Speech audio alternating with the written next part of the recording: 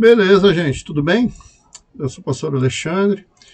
Eu gravei uma série de 4 lições sobre fazendo comparações, tá, entre igrejas de tradição reformada e outros grupos cristãos que existem no nosso tempo. Nós escolhemos 4 deles, né? E você pode depois assistir para você entender as diferenças, né? Quem vai dizer se essas diferenças são importantes, são significativas, se são fundamentais para a nossa fé, é você que vai assistir. Então vai lá, assiste. Eu tenho certeza que você, ao tomar consciência das diferenças, você vai ter a sua opinião a respeito de cada um desses grupos. Mas eu queria fazer esse vídeo introdutório aqui, diferenciando para vocês quais são características, como é que eu identifico um grupo sectário, né? Como é que eu identifico uma seita do cristianismo, né? Então eu vou levantar alguns pontos aqui que são aquilo que vai definir o que é uma religião cristã e o que é uma seita do cristianismo, tá bom? Importante que o nosso padrão para definir o que é o cristianismo é a Bíblia Sagrada, né? A igreja cristã do primeiro século, a igreja dos apóstolos, tá? E a igreja dos apóstolos, acredite, ela não é nenhuma igreja que nós temos hoje, né? Não existe uma sequência direta e ininterrupta desde os apóstolos até hoje. Mas existem igrejas hoje que são mais próximas da igreja do Novo Testamento do que outras, que são inclusive grupos sectários, e eu quero detalhar para você, tá bem? Deixa eu te falar uma coisa, eu não edito esses vídeos, tá? É de bate pronto aqui. Então, se alguma coisa ficou mal explicada, pergunta aqui que eu te respondo com muito prazer. Se eu vou colocar alguma coisa aqui que você acha que tinha que acrescentar mais alguma coisa, ou alguma coisa foi demais, explica aí embaixo também que nós vamos aprender juntos, tá bem? Prazer ter você aqui. Vamos lá? Então, uma coisa importante é o seguinte. Nunca houve uma única igreja cristã na face da Terra. Nunca, tá? Isso é importante. Mesmo no primeiro século, assim que Jesus ressuscitou e voltou para os céus, as igrejas elas eram locais. Então era a igreja de Éfeso, a igreja de Filadélfia, a igreja de Corinto, tá? Eram igrejas que não tinham governo central, tá? Só eram igrejas locais e independentes, tá?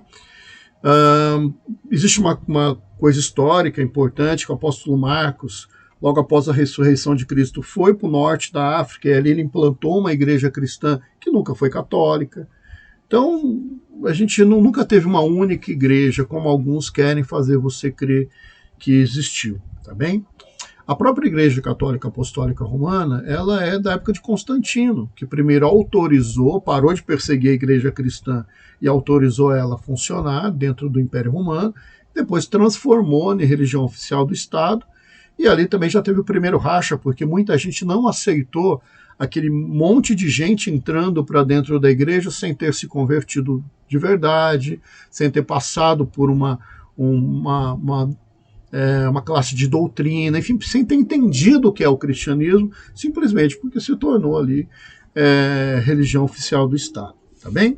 Então vou linkar aqui algumas coisas que você precisa observar para entender se essa igreja, essa denominação, esse grupo religioso que você conhece, ele está mais próximo lá da igreja do Novo Testamento, ou se ele é um grupo sectário, um grupo que se desvencilhou, se separou da sã doutrina, tá bem?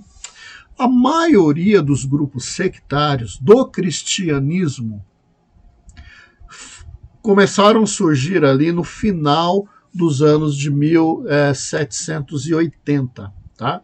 Então, por volta de 1780, nos Estados Unidos, começou um movimento ali, uma cultura da eminente volta de Jesus Cristo, né? Do advento da volta de Cristo. Estava muito forte entre eles.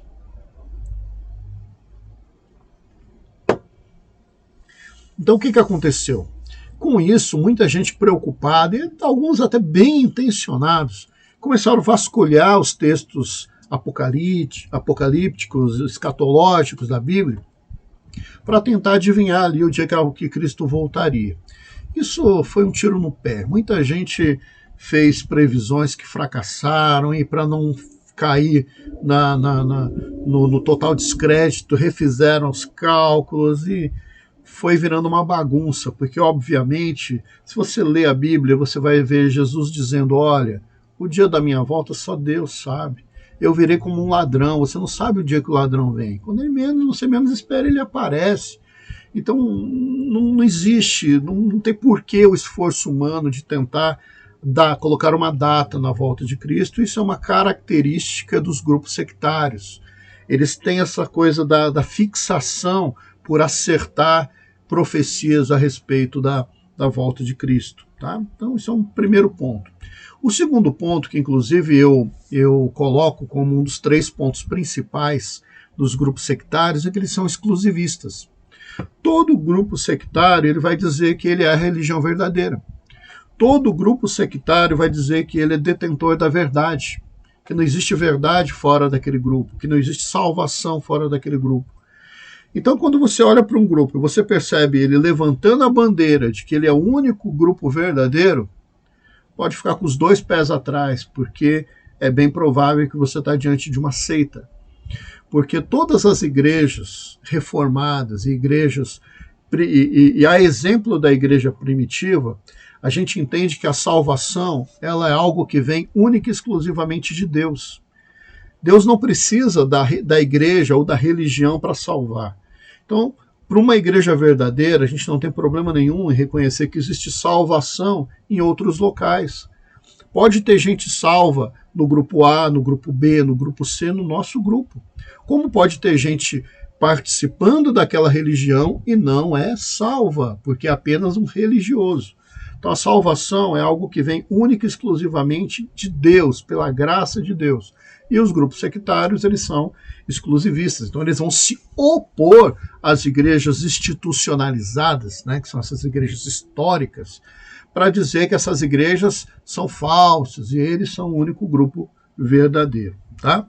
Para você saber quem são essas igrejas chamadas históricas, então você vai ter presbiteriana, luterana, congregacional, batista, né, que somos nós, luterana, não sei se eu já falei, wesleyana. Então são grupos que vêm lá da reforma, grupos que resgataram a noção da igreja primitiva. Tá bem? Então esses grupos da reforma têm, na sua maioria, 500 anos, né, de história. E todos os grupos sectários têm no máximo 200 anos de história. Então durante 300 anos você só teve as religiões históricas. Só depois que surgiram os grupos sectários. Vamos lá, senso de comunidade. Lá na origem de muitos desses grupos estava havendo muita injustiça social. Então era necessário que os grupos se unissem para sobrevivência, para um apoiar o outro. Então você vê isso entre os mormons, né? Principalmente na história do mormonismo, você vai ver isso. Eles se uniram em comunidades rurais a fim de que um ajudando o outro, ali ficava um senso de irmandade muito forte. Questão da compensação social. Então, às vezes, em meio a flagelos sociais, seitas surgem como uma resposta ao problema social, une aquele povo em torno de uma resposta daquilo, e ali soma-se a todas as outras características dos grupos sectários. Outro ponto aqui que eu linko como terceiro ponto que é muito forte entre esses grupos é a questão do isolamento da realidade. Né? Enquanto você pega as igrejas históricas que fazem coisas como eu estou fazendo aqui agora, que é comparar, estudar, abrir, debater, para a gente buscar o entendimento da revelação de Deus, das coisas de Deus, esses grupos eles fazem um trabalho de ostracismo, né? Eles se fecham dentro deles mesmos, não permitem que os seus seguidores observem outros pontos de vista. Normalmente as literaturas propostas são do próprio grupo e fica ali girando entre eles mesmos, tudo fechadinho. Então essa coisa do isolamento é uma forte característica dos grupos sectários. O outro é o proselitismo. Né? O que é proselitismo? É você pregar para crente. Pescar no aquário, como a gente diz, né? Então, são grupos que eles não estão muito preocupados em ganhar pessoas que estão perdidas lá no mundão, não. Eles estão mais preocupados em convencer outros cristãos de que eles estão certos. Então, é uma característica muito presente também nos grupos sectários. A outra coisa é a ênfase nos sinais, nas revelações específicas, pessoais e nas curas. Então, existe uma ênfase muito grande de que ali naquele lugar tem cura. Naquele lugar você vai ver sinais espirituais, miraculosos ali, de que você pode receber uma revelação de Deus específica para você. Então a pessoa está lá querendo, não sabe se compra a casa ou não compra a casa, ela vai lá para o culto e lá ela ouve uma frase meio positiva lá, de que o anjo está vindo com uma bandeja na mão, ele entende que aquilo ali é a confirmação de que ele deve fazer um negócio. E também a questão da ênfase nas curas e de outros sinais, tá? Como os dons espirituais, enfim. É uma característica também. Não estou dizendo que não existe cura. Existe cura sim, tá?